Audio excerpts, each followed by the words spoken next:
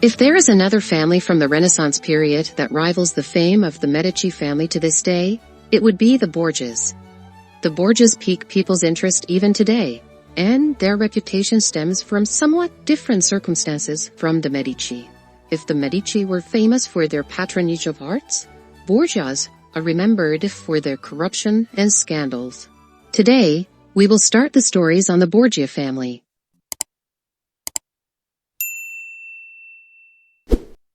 To better understand what we call the Renaissance, we must first look into the backdrop of the time, particularly the popes of that era. The popes of the period were so morally compromised that even they couldn't refute accusations of corruption. It was an age rife with scandal, often described as the era of the secular popes. Now, what does the secular popes mean? Traditionally, popes rose through the ranks of clergy, living pious and morally upright lives, earning widespread support before ascending to the papacy. But in this era of secular popes, things were different. This was a time when Rome was dominated by powerful aristocratic families. These families vied for influence, clashing and maneuvering based on their vested interests. As a result, the papacy became a prize in their power struggles. These families often elevated their own children to the position of pope, children who had no business being in spiritual life. Members of the prominent families bypassed the usual ecclesiastical ranks, becoming cardinals without ever serving as a priest or a bishop, then, when the circumstances aligned, rise to papacy. Unsurprisingly, many of these popes were highly problematic. Some had wives, others had mistresses, and their personal lives were far from exemplary. Even among these controversial figures, the most notorious one was Alexander VI. The story of Alexander VI is so scandalous that you might wonder how someone like him could have ever become pope. His story had been made into movies and dramas. These dramas and movies often portray jaw-dropping tales of corruption and debauchery within the papal household.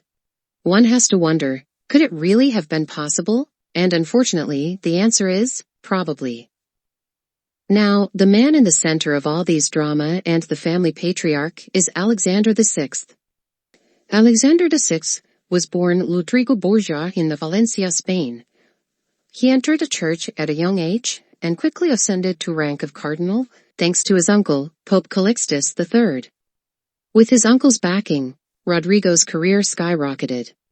He was known for his brilliant legal mind and mastery of church law, and became a standout administrator and an unmatched orator.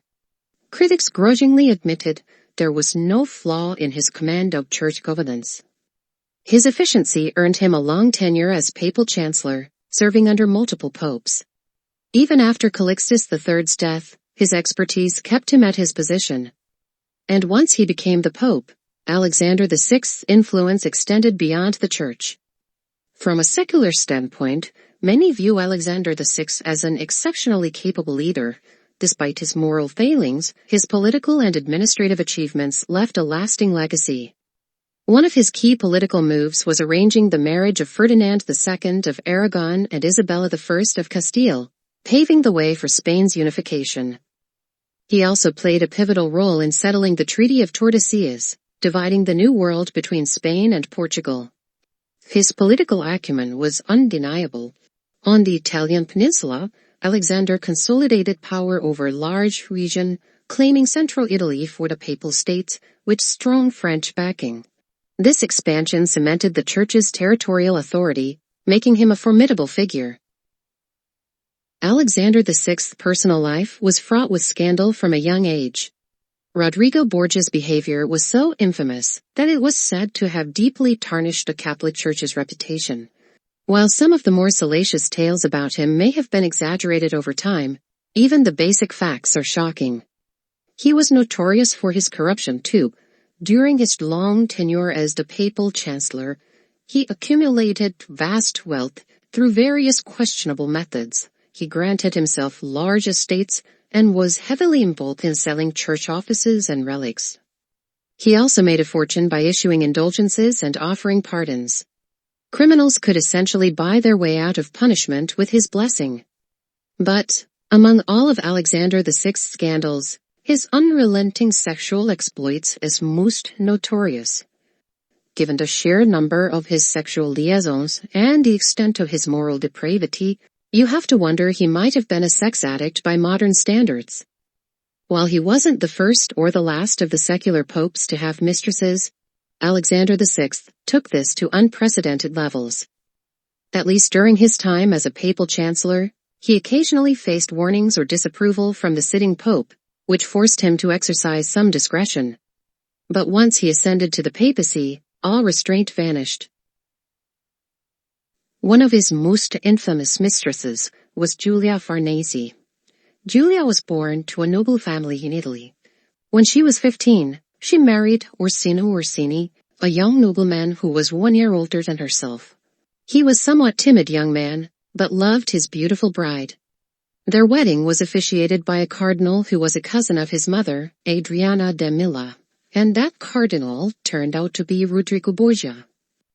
Giulia was not particularly interested in Rodrigo, who was in his late 50s, older than her own father. But one day, her mother-in-law, Adriana, summoned her. And the mother-in-law calmly informed her that Rodrigo asked her family to give her as his mistress, and that her family agreed.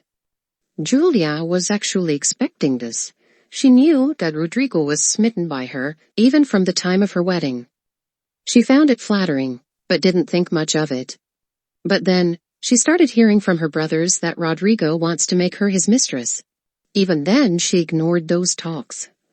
But when her mother-in-law, the mother of her husband, told her to become Rodrigo's mistress, she was shocked. But at the same time, with her family willing to offer her up to Rodrigo on a silver platter, she didn't have much choice. And, as she accepted her fate, she began to warm up to the idea. And why not? It wasn't like she was madly in love with her husband. And Rodrigo had recently become the Pope. As a mistress of the Pope, she would have the power and influence beyond she had imagined possible. So, by November of 1493, she moved into a palace in Rome, right next to the papal residence. There was a secret passage between her palace and the papal residence, so that Rodrigo can come visit her at night.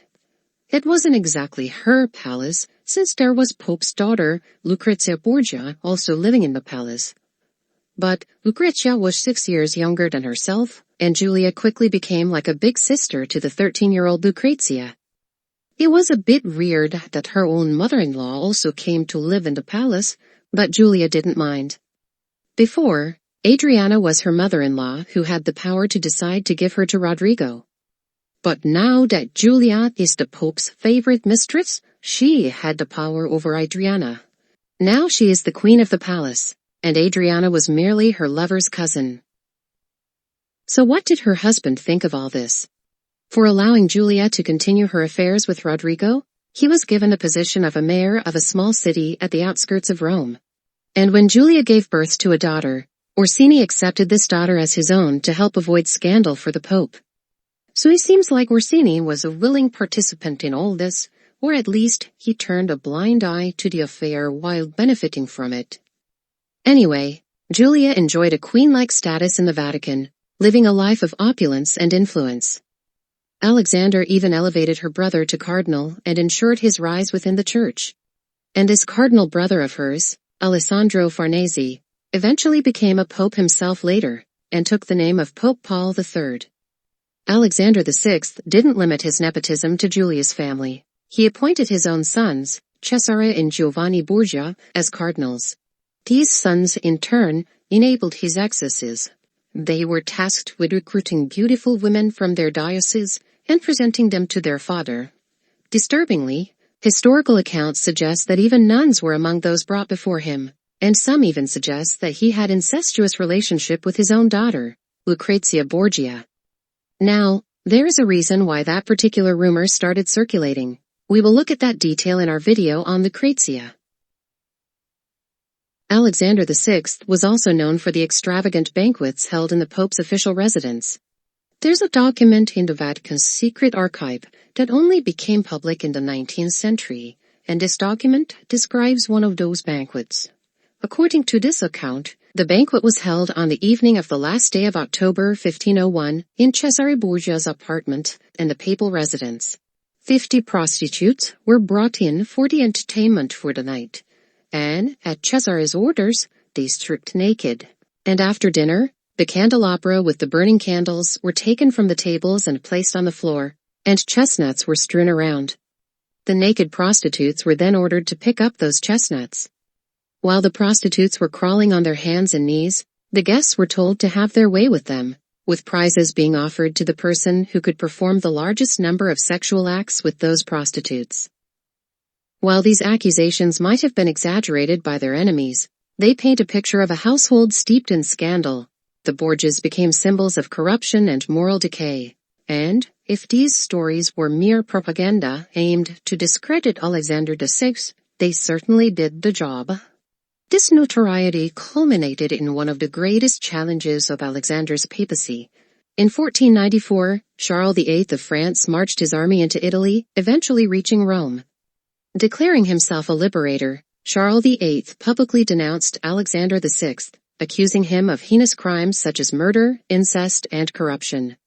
His goal? To dethrone Alexander and install a new pope of his choosing.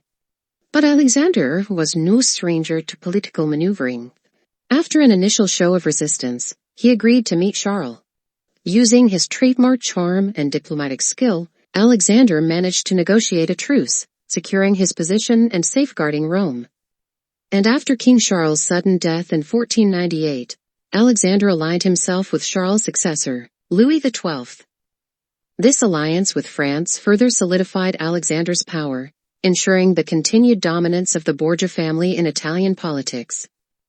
Through it all, Alexander's ability to navigate treacherous political waters, sometimes using his own children in political alliances, remained unmatched. In our next video, we will look at how his daughter, Lucrezia Borgia's life was impacted by Alexander VI's political maneuvers.